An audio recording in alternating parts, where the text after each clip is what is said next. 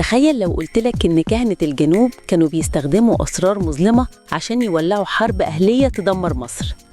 صلي على النبي واشترك في القناة ويلا بينا نبدأ. في قلب الجنوب بعيد عن عيون ملك الشمال كانت في قوة بتكبر في الخفاء.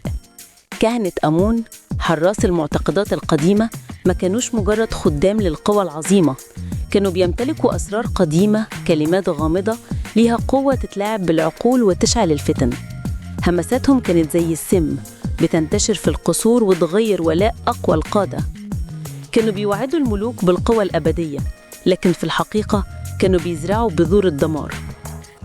بدأوا يظهروا رموز غريبة على جدران المعابد، رموز محدش شافها قبل كده.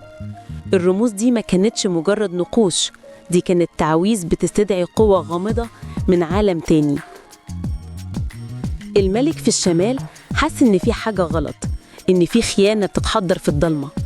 لكن إزاي هيحارب عدو مش شايفه، عدو سلاحه الهمس والكلمات القديمة؟ كانت آمون أقنعوا أمير جنوبي طموح إنه الوريث الحقيقي للحكم الإلهي. قالوا له إن القوة العظيمة اختارته هو، وإن ملك الشمال مجرد مغتصب للعرش.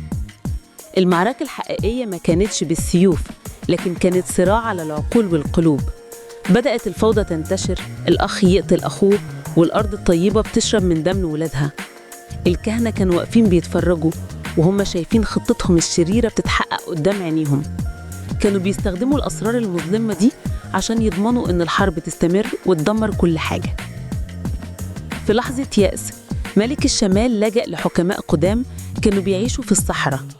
الحكماء دول كشفوا له سر خطير، إن الطريقة الوحيدة لهزيمة الكهنة هي بكشف أسرارهم للناس. لازم يعرفوا إن القوة اللي بيستخدموها مش إلهية، لكنها قوة مظلمة هدفها الخراب. بدأت رحلة سباق مع الزمن، يا إما النور ينتصر ويكشف الحقيقة، أو الضلمة تبلع مصر كلها. الكهنة كانوا عارفين إن نهايتهم قربت لو سرهم اتكشف، فبدأوا يستخدموا أقوى وأخطر التعويذ اللي عندهم عشان يوقفوا الملك. الأرض اترعشت تحت أقدام الجنود، والسما شكلها اتغير. الهمسات اتحولت لصراخ،